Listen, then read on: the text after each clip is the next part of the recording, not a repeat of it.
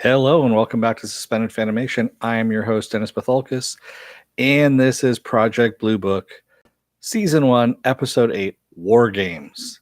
And wow, it was actually, pretty good again. And again, we're going with the X-Files theme here on this. It's, for me, it's the replacement of the X-Files, really. And it goes to figure, considering that the X-Files was, hey, Ghosted Obscurity. It looks like, what was I saying here? Hynek's work was actually the basis for the X-Files anyway. So, hey, movie Fanobi.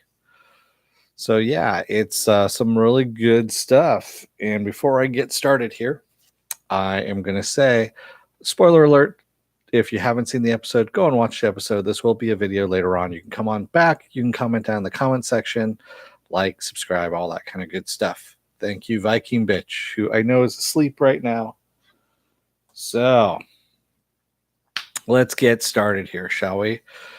Hynek and Quinn have gotten called over to the Air Force Base by the generals, Valentine and Harding, and they're supposed to set up a projector because Harding and Valentine want to show them a little film, and it's not,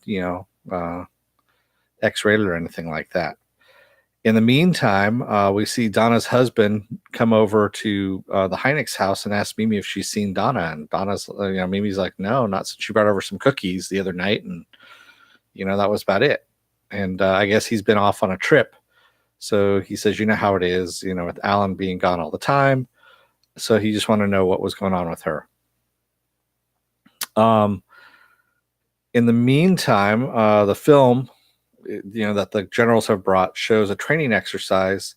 When these lights appear in the sky, the soldiers start shooting at them wildly, and we see the camera go down, and I guess there was multiple injuries that happened, and burns and all this kind of stuff, and some of the soldiers said that it fired some kind of death ray at them. So, no problem, movie Fanobi. No problem at all. And so basically the generals tell them to find out what it was and find a way to kill it. That's pretty much what they tell them to do. That's out at Camp Noel, or Camp Knoll, is what they said. Camp Knoll. There we go. In the meantime, Susie is cleaning out the trunk of the car because, with Donna's remains there, and her husband comes out and says, oh, you're back. She goes, well, I wasn't about to dump the body anywhere around here. She goes, otherwise it'd raise suspicion. And he asks her if Quinn has contacted her or not for another date. And she goes, no, not yet, but he will. And she's got to lay low and be a little bit more careful now. Otherwise, they could get caught. And he pretty much threatens her and says, yeah, you know what? You should be working on getting this kind of stuff, in place. And he goes, oh, and by the way, good work. That's what he tells her about cleaning up the car there. You're doing good.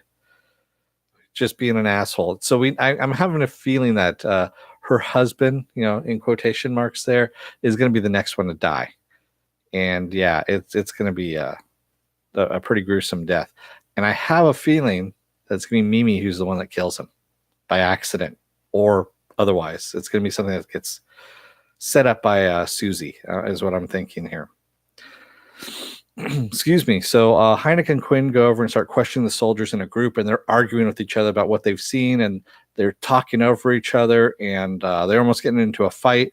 And finally, Quinn says, okay, forget about this. Stop. Let's take a break. Everyone get out and take a breather. And, Hynek suggests that maybe they go out and take a look at the site instead of trying to, actually talk to these people. Hey, Ricardo Aspie. So Mimi and Susie, in the meantime, are talking about Donna's disappearance, and Susie, of course, turns the conversation back to Alan and what secrets Alan has, because Donna and her husband might have had secrets, and that's what kind of drives a wedge between couples, that kind of thing. And then so she brings up Alan and his secrets, and Mimi says, "Oh no, he's we've decided that there's going to be no secrets between us, and he's going to start talking about his job a bit more." And she goes, but I think, he's put us more in jeopardy than anything else. And then she tells Susie about the thing that he brought home. From the Air Force Base, that alien trinket. and she said she didn't feel safe, and told him to take it out of the house, so which he did. And then she says she doesn't feel safe at home either and wants to buy a gun now. She wants to be like Susie. So yeah, Susie decides that yes, she'll take her under her wing and help her, buy a gun and shoot and all that kind of stuff. Hynek and Quinn go out to the forest site and they hear something strange up in the sky, and they go over to go investigate. In the meantime, Valentine and Harding are at the base, and they're talking about fighting back with their own weapon. They said, we have our own weapon. We can fight it, for this kind of contingency, right? And he's like, yeah. And so they said, let's use it. In the meantime, Hynek and Quinn see these starlings doing what's called a murmurtation, which is where they're basically in the air and they're doing all these weird flight patterns where they're grouping together, then flying apart, grouping together, and then flying apart and flying around each other, doing all these weird things. And they're like, what the hell is going on? When suddenly hundreds of them fall from the sky dead. Yeah, just kind of a weird thing that's going on. Susie takes Mimi out for target practice and teaches her how to shoot a gun, basically telling her how to hold her breath and, how to aim and all this kind of stuff. And Mimi gets into it, of course, and wants to fire some more. In the meantime, Hynek and Quinn start doing a little dissection on the bird there. Hynek doing the dissection, I should say. And Hynek finds out that, the bird's eyes, are kind of burned over. So the birds were blind when they were flying, and basically that's what led them to fighting each other. And they come to the conclusion that whatever happened, whatever caused them to do this, might actually be contagious. And so they want to quarantine all the soldiers that were there that night on the base, and also get everyone's blood tested, including their own, because they don't know if they've been infected as well, just from being out in the base there. And we see Valentine and Hardy bringing in Corporal Wells, who is one of the soldiers who can't communicate with the aliens that we saw in the last episode there. And they're going to communicate with the aliens is what they want to do at this point. So Hynek observes, he goes outside because his phone call has come in from his wife. And as he's going out to go get the phone call, he observes the soldiers being brought into quarantine, and they're very argumentative. They're getting sick. They look like they're going to about throw up, and then they get put into quarantine. So Corporal Wells, in the meantime, who can communicate, he's sitting there and he says, it's getting warm in here. And all of a sudden his coffee starts boiling in its cup. So it's very, very weird that, this is what's going on here. And the generals are just going, what the hell is happening? Are you in contact? Are they here? And he tells the generals that they're already here, is what he tells them. So Hynek is talking to Mimi on the phone, and all of a sudden the connection starts going bad. She goes, what's going on? I can barely hear you. And the lights kind of flicker and dim. And that's when Quinn runs back in and says that whatever attacked them on the base is coming back. And he goes and grabs a gun, tells Hynek to go back inside, and he's joining the soldiers out there. Probably not the best thing to do. And of course, Hynek doesn't listen to Quinn at all and jumps in his car and starts following the soldiers' truck with all the soldiers inside there. The soldiers in the truck are basically pretty hostile to Quinn, and they're saying, what are you looking at? And all this kind of stuff. And they're all kind of freaking out. They're all doing weird shit. The platoon leader is actually very hostile to Quinn and is kind of derogatory towards him and tells him not to speak, all that kind of stuff. And we go back to the Corporal Wells, and he tells the generals that it doesn't speak, it moves. And then he starts speaking in tongues really rapidly. Just kind of a weird thing. And we have the light bulbs burst. Hynek, in the meantime, is following along with the truck, and he starts having flashes of everything that's happened so far about the Man in Black, having Fuller appear to him in his dreams, all burnt, all that kind of stuff, and the object, everything, which might be an effect of the object in the trunk, because he is driving his car, and he does have the alien artifact in the trunk of his car. So not a good idea. So in the meantime, Corporal Wells has sprinted out of the room after the light bulbs had burst, and he's running down the hallway. The generals were yelling after him to stop, and all the light bulbs are bursting as he's running down the hallway, and he's screaming, "Get out of my head, get out of my head." And he leaves the base. He runs off the base. The platoon leader, in the meantime, in the back of the truck, doesn't like the way Quinn is looking at him, and tells the truck to stop. And he gets Quinn out of the car and tells him to surrender his weapon. Quinn will not, of course. So his men are surrounding him with the guns. They're going to shoot him. And he basically says, on the count of 3, we're going to shoot you. 1, 2, and then they're like, what the hell is that? And that's when Hynek shows up. And, Quinn tries to, he knocks down the platoon leader, has his gun trained on him, tells them put their weapons down, and they won't. And Hynek comes out of the car and says, Quinn tells him he's a doctor, he can help you guys. And of course, the platoon leader says, don't listen to him, it's a lie. And Hynek comes up really quickly on his feet and says, it's all been an experiment, a psychological experiment. You've all done well, so stand down. It's over with. This is just a drill. Excuse me. So they put down their weapons and they salute. They salute him, and he salutes them. They salute him, and just so they think they're going to get away with it, the radio crackles over there and says, "Where the hell are you guys? We need you now. We need you in your position." And that's when they start sprinting for the forest. Because, also one of the guys that was in the back that was banging his head against the wall in the truck starts firing at the sky, saying, the lights are back, which gives them a perfect opportunity to sprint into the forest. So while they're hiding, the soldiers again get another call over the radio saying, if you don't get back here now, you're going to be considered AWOL. So they shoot up the log that Hynek and Quinn happen to be hiding behind, and then take off.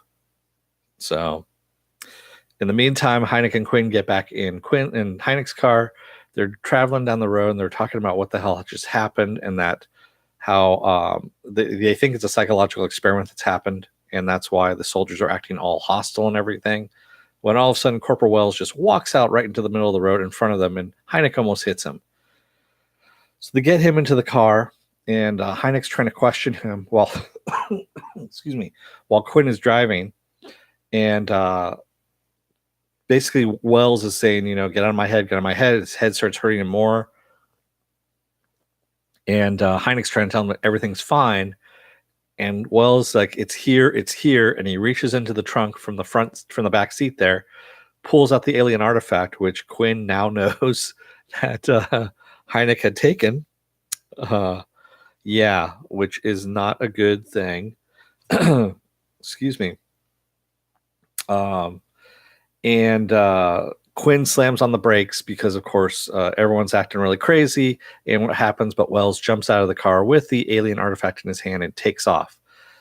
Quinn tells Hynek to stay in the car, which, of course, he doesn't. And Quinn runs after him, catches up to Wells, tries to kick the shit out of him, and it doesn't work. He punches him a few times, and Wells is just standing there like nothing happened. And then he grabs Quinn's arm, forces it down, headbutts him, and then punches him once in the chest and sends him flying, and then takes off into the forest again. And Hynek catches up to him and says, what the hell just happened? And, of course, he doesn't know either what happened. So, of course, they've lost him at this point. But in the meantime, as they're going through the forest, Hynek finds an artillery shell, an army artillery shell, that is evidence that the army has been testing psychoactive drugs on their own soldiers, on their own men. And, of course, Hynek picks these things up and is going to bring them back to test them. So Hynek and Quinn walk into the tent that Valentine and Harding are at, the generals, and basically Quinn is just livid at this point. He's pissed. And says, what the hell are you doing? You knew that you were testing your own men with a psychoactive substance. And Hynek says, you know what, we're going to test these things, and we're going to, show that you guys were, experimenting on our own men. And Valentine and Harding are looking at them clueless. And they're like, wait a minute, you didn't know anything about this? And I'm like, no, we didn't. And so then they tell him about running into Wells. Corporal Wells. And before Hynek can fumble his way through, he grabbed the alien artifact that I stole. Quinn covers for him and says, yeah, he bolted out of the car, made a break for it, and he disappeared into the forest. So he covers for Hynek. And that's when the generals say, oh, we found him. He's dead. Here's his body. I guess whatever happened to him took its toll on him, and he died from it. And they're like, okay. And then there's no artifact, of course. So he lost the artifact someplace in the forest. So in the meantime, Mimi has a new gun. Yeah, it's not an Aerosmith song, Mimi Has a Gun, but a different thing altogether. Oh, before that, though, Quinn asks Hynek how he got the device. And, of course, he tells him again about the Man in Black, to show him how to get it and where to get it. And because he has talked about the Man in Black before to Quinn. Oh, excuse me. Still getting over that viral pneumonia there. Sorry, guys. Sorry about coughing. That's why I'm trying to go off as far away from the microphone as possible. So Mimi has a gun, and she's lovingly looking at it when her son runs in and says that the police have gone over to the neighbor's house and, Donna's house over there, and they're talking to the husband. So in the meantime, the generals go in and confront Fairchild about the testing on their own men. They're like, you knew you were testing on our own men. And he goes, yeah, how else were we going to do this? It's something that we're going to use in wartime. It's an effective agent against the enemy. And they said, you need to tell us when you're doing this kind of stuff. And he goes, yeah, just like you need to tell me when you're testing unauthorized projects that you're not supposed to be working on. So he calls them on their bluff as well for the UFO project.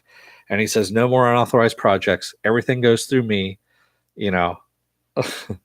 Listen to what I'm saying. And he leaves the room. And that's when Harding and Valentine say they need to keep tabs on him a little bit more. Yeah. So some real bad shit's about to go down here. So Alan comes home and finds Mimi drinking in the middle of the day. She's day drinking, and she confronts him and says that he needs to choose between his job, Project Blue Book, or her, kind of thing. And in the meantime, we see the Man in Black out in the forest. He finds the alien artifact that Wells had dropped and pockets it and walks away. And that's where we leave off on the episode. So some really good stuff. It was a lot of stuff packed into that 1 hour.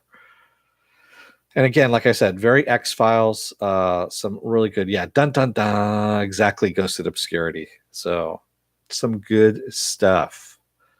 I know I've only got a couple people in here, but what did you guys think of the episode? Did you guys like it? Did you see it, or what's going on? And while you guys are doing that, hey, Rough Girl, you been watching? Good. All right. So hit the subscribe button if you want to subscribe. Also hit the like button. Hit the dislike button too if you don't like what you're seeing. A couple people have already, so that's always good. And you can take a look. If you're still on the fence, there's going to be some videos that pop up here that are culled from my library that are tailored to your tastes and whatever you've been watching from my library. So they're going to pop up there. And if you like what you see, you can hit the subscribe button, which will be up in this area. So, so you wanted to listen first before you actually before you watch the episode? Is that what you do? Yeah, I see. I never know how people actually do this, if they actually watch the episode first and then watch me, or how it goes along. So thank you, Rough Girl. And yes, take a look at Rough Girl reviews as well. Go on over there and take a look at what she's got. You only listen, Ricardo Aspie? You don't you don't watch the episode? I understand. I mean, some people, don't have cable. Have a great imagination. It's like radio. I know. Only with a little bit more video. Yeah, some people don't have cable or subscriptions to, any kind of streaming services, that kind of thing. And so it's it's a little bit different. They still want to know about the episode. I understand that too. Ghosted Obscurity says, I felt the cheese more so in this episode than others, but that didn't make it less enjoyable to me. Yeah, it's that fine line between X-Files and 50s melodrama.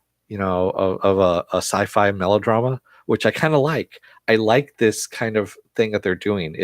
And I realized that's what they were doing early on, is that they're melding that kind of 50s sci-fi melodrama. And of course, this is Robert Zemeckis. I can tell that's Robert Zemeckis' influence, because that's what he grew up with. That's what he was a big fan of, was 50s sci-fi. And it's really kind of cool that he's done that. Maybe next time you could do the sounds.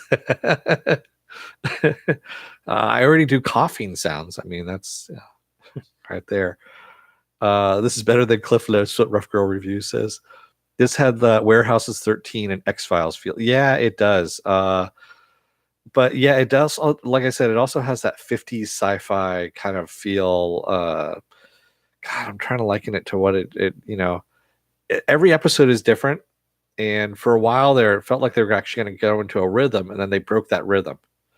Because it looked like they were going to do, he gets a phone call in the morning that they're going to go someplace. He tells his wife they're leaving. They go and do whatever it is, interspersed with whatever she's doing. Shit happens at the end. They go back home, and then he calls up Quinn in the middle of the night, or later on in the evening, and they discuss what they've had going on. That's what I thought they were going to do that. But no, they're not. They're not doing it that way at all. They've changed it up a little bit from here and there for every episode, and that's not bad. That's not a bad thing. It could really go either way, to tell you the truth. The formulaic thing works the way they were doing that, because I was liking that too, but this changing it up every episode is pretty good as well. Because we didn't have Mimi in the last episode at all, except for like the very end, where you could just hear her voice, where she's like, "Dinner's ready. Get that thing out of the house. Put it in the trunk." So yeah. So with that said, I'm going to let you guys go for the evening. Cough one more time in your ears for you. Take a look at the videos over here. Hit the subscribe button. I'm also have a website, suspendedfanimation.com, where you can see the schedule up there. I'm also on Facebook, because I'm an old man, so I have Facebook up there. That's what the schedule is up there as well. I am on Twitter, and I'm also on Instagram as well. So, videos, subscribe, hit the like button. Oh, also hit the little bell if you want to see when I'm going to be on live again. Sometimes you get a 50-50 chance with YouTube telling you when I'm going to be on next. It doesn't happen all the time, but I think it's got a 50% ratio right now going on. And if I do it, more than 15 minutes ahead of time, which I think this one I did about 20 minutes ahead of time. So, yeah. With that said, don't let the door hit your ass on the way out. Oh, and I want to say, before I do that, thank you to everybody that's in the chat. Rough Girl Reviews, Ricardo Aspie, and Ghosted Obscurity, and of course, Movie Fanobi, who came in earlier and came and went because he hasn't caught up yet. So, with that said, don't let the door hit your ass on the way out. Otherwise, you may find yourself in the forest looking for an obscure alien artifact that only the man in black knows where it's at.